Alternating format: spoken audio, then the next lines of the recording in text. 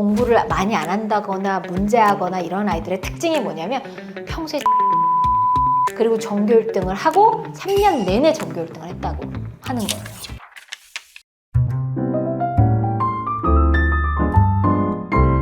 오늘 또 구독자님들께서 이렇게 질문을 해주셨는데 제가 나름 저만의 개똥철학에 대한 이야기를 해보도록 할게요. 안녕하세요. 저는 주아쌤처럼 강사의 길을 걷고 있는 20대 청년입니다.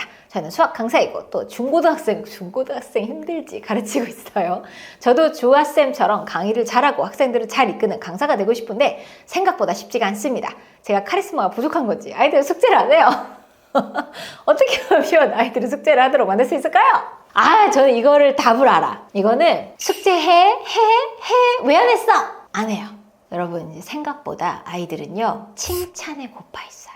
그래서 제가 그 중학생을 예전에 가르쳤던 기억이 있거든요. 아이가 이제 학원을 끄는 거예요. 근데 이 아이를 만나기 전에 부모님이랑 먼저 상담을 했어요. 근데 그 부모님 뭐라고 하셨냐면 중학교 1학년 학생이었는데 저희 아들은 선생님 아마 학원 한 달 다니고 그만둘 거예요. 이렇게 얘기하시더라고요. 그래서 왜요? 그러니까 학원을 뭔가를 꾸준히 다녀본 적이 없어요. 애가 열심히 안 해요. 공부도 못하고요. 문제하고요.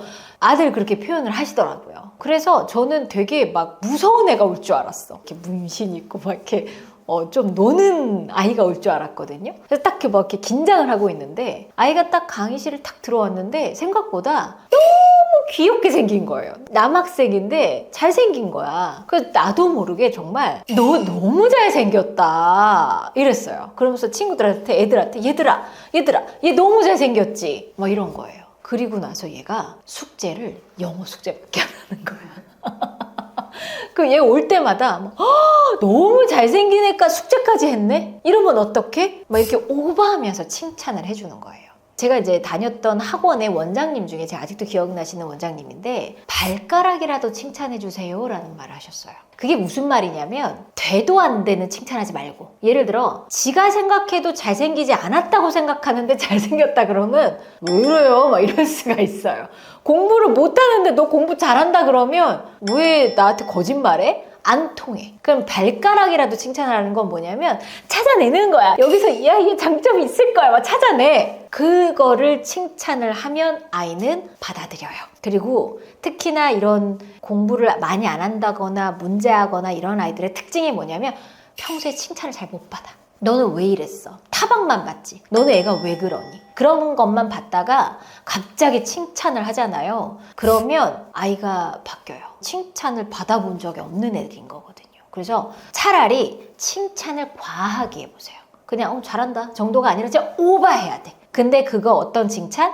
얘가 생각해도 인정할 만한 거를 칭찬하셔야 돼요. 너무 없어. 근데 눈썹이 진하게 잘생겼어. 어머, 너 눈썹이 야, 너 송승헌이다. 야, 송승헌 알아? 너 진짜 눈썹 너무 잘생겼다. 얘들아 봐봐, 얘 눈썹 너무 잘생기지 않았니? 그러면서 이제 계속 이렇게 칭찬을 해서 결론은 아이들이 나를 좋아하게 만들어야 돼. 선생님은 사실 별게 없어요. 그러니까 얘가 나를 신뢰하고 나를 좋아하게 만들면 아마 어렸을 때 기억 있을 거예요. 좋아하는 선생님 예를 들어 잘생겼거나 예뻐서 예를 들어 누군가를 좋아하게 됐어요. 그러면 그 과목이 좋아져. 그래서 이 과목을 좋게 만들려고 생각하지 마시고 나를 먼저 좋아하게 만들. 나를 먼저 좋아하는 방법은 뭘까요? 카리스마 이런 게 아니에요. 물론 어느 정도 카리스마는 필요해. 아이들이 생각보다요 너무 친절한 선생님을 좋아하지 않아요. 어쩔 때는 확 끌어주고 나만 믿어! 막 이런 선생님을 좋아하기도 하고 규칙을 정확하게 알려준 선생님을 좋아하기도 해요.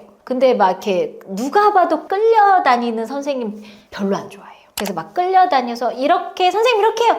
그럴까?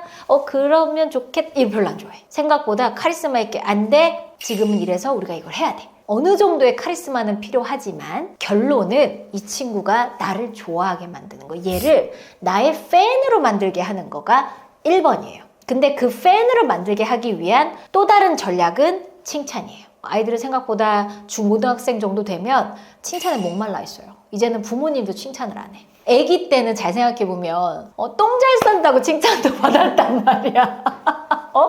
아니 내가 그냥 한 거라고 밥 먹고 똥 싼 거 칭찬을 막 이래. 근데 크면 클수록 그런 건 너무 당연해져 버리는 거야. 그래서 부모님들도 더 이상 그런 걸로 칭찬하지 않죠. 그런 부분을 건드려 주시면 아이들이 아마 울 수도 있어요. 예를 들어 그런 애들이 있거든요. 공부도 못해, 뭐도 못해 막 이러는데 말을 예쁘게 하는 애들도 있고요. 그 하나를 딱 꼬집어 주는 거예요. 너는 어쩜 애가 그렇게 사람을 너무 기쁘게 해주는 말을 참 잘한다? 그런 거 어떻게 그렇게 잘하니? 선생님도 배우고 싶어. 이렇게 다가가잖아요. 그러면 얘가 나를 안 좋아할 수가 없어요. 그러니까 그렇게 한번 풀어보세요. 막 카리스마로 나를 이끌어! 막 이런 게 아니에요. 나를 좋아하는 거를 1번 목표로 삼으세요. 그러면 숙제나 이런 자잘한 것들은 나를 좋아하기 때문에 아이 입장에선 나를 실망시켜 주고 싶지가 않게 돼요. 왜 나를 칭찬해 준 사람한테 저 사람이 날 좋아하는 것 같은데 저 사람이 내준 숙제를 안 하면 저 사람한테 실망을 시키는 거잖아요. 그렇게 실망을 시켜주고 싶지 않아 해요, 애들이. 그렇게 다가가셔야 돼요. 너의 인생의 숙제를 안 하면 너의 뭐 이렇게 찬란한 미래가 너는 성공을 하고 막 이런 거를 못할 수 있단다. 안 와다. 아시겠죠? 그래서 1번 나를 좋아하게 만들자. 기억에 남는 학생이 있을까요? 저는 기본적으로 문제아들을 저를 되게 좋아했어요. 문제아들이 나를 그렇게 따랐어. 중학생이나 막 이런 친구들 보면 딱 가면 일단 기본적인 자세가 이렇게 앉아있는 애들이거든요. 그런 아이들을 숙제하게 만들었고 그런 아이들을 따르게 만들었고 이런 아이들 계속 말씀드리지만 이게 문제아이들은요 진짜 문제아가 아니에요. 감정에 그 애정이 너무 고픈 애들이야. 학교에서도 어디서도 인정을 못 받는 경우가 굉장히 많거든요. 인정 욕구가 엄청나게 있어요. 그런 친구들은 나도 좋아한다? 나도 되게 인정해. 이런 느낌만 줘도 근데 막 이렇게 앉아있다고 똑바로 앉아. 어디 선생님 앞에서 네가 똑바로 앉아 지금 막 누가 공부하는데 껌을 씹어 막 이러면 이런 대우만 너무 많이 받았단 말이야. 차라리 저는 되게 농담을 했어요. 껌 씹는 모습이 너무 섹시하시네요. 근데 너무 섹시하니까 좀 뱉어주실래요? 막 이런 식으로 하면 아이들이 웃으면서 뱉어요. 친구처럼 나는 너를 너무 좋아해. 나는 너를 정말 진심으로 성장시키고 싶어. 나는 너가 이렇게 크면 너무 멋있어질 것 같아. 이런 말들을 되게 많이 해주시면 좋아요. 그리고 특히나 저희 이제 대학생 아이들도 가르친 적이 있었단 말이에요. 대학생 아이들 같은 경우에도 똑같아. 중고등학생 애들이랑 이제는 막 이렇게 막 그 직장 잡아야 되고 막 그렇게 힘든 나이란 말이에요. 그러면 자기만의 프레임에 갇혀 있는 애들이 되게 많아요. 선생님 저는 못할 것 같아요. 뭐 성적을 못 딸 것 같아요. 저는 안 될 것 같죠.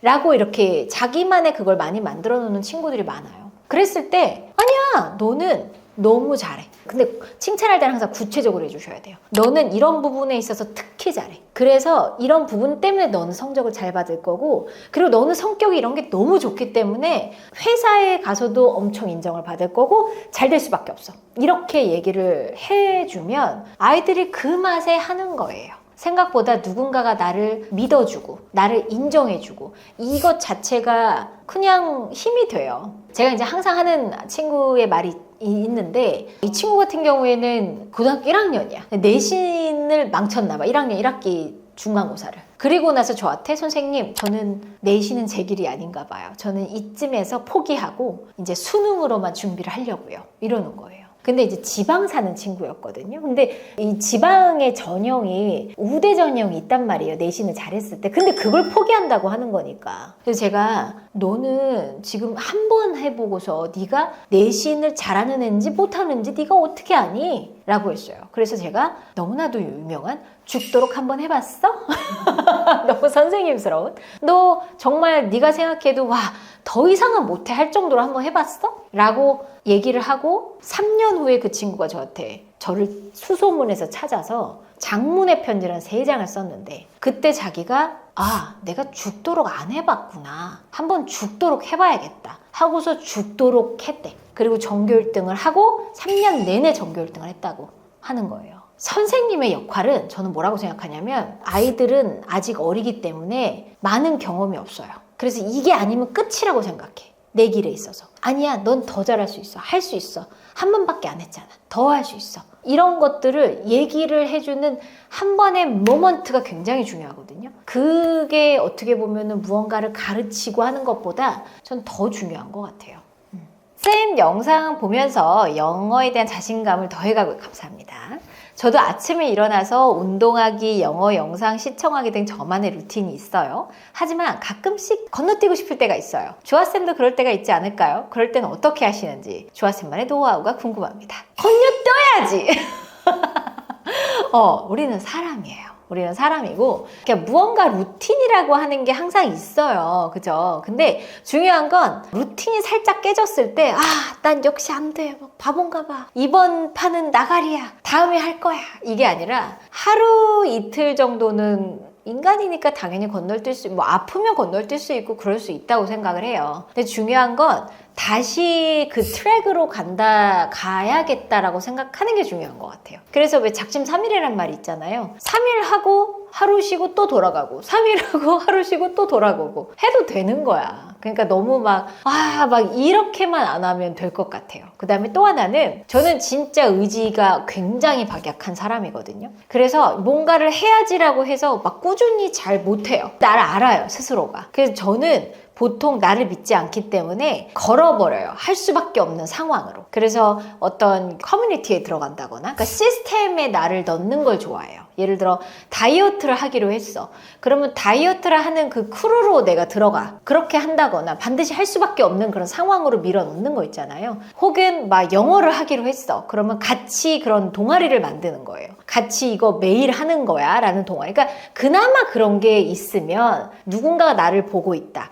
같이 하는 사람들이 있다라고 하면 또 그나마 할 수가 있거든요. 그래서 그런 시스템에 들어가는 거를 되게 굉장히 저는 추천을 합니다. 그리고 저는 그런 거에 관심이 많은 사람이에요. 그러니까 영어를 어떻게 잘 가르치도 중요한데 이걸 어떻게 계속하게 하지가 오히려 저는 더 고민인 사람이거든요. 그래서 그런 것들을 소리튠에서 좀 이렇게 삶의 루틴을 다 함께 할 수 있는 그런 것들의 커뮤니티를 좀 만들어 보는 게 제 꿈이기도 해요. 그래서 저랑 같이 해보시면 좋을 것 같아요. 같이 이런 공부하는 동아리, 운동하는 동아리, 이런 동아리를 통해서 함께 만들어 가는 거예요. 요거 내년쯤 제가 예상하고 있어요.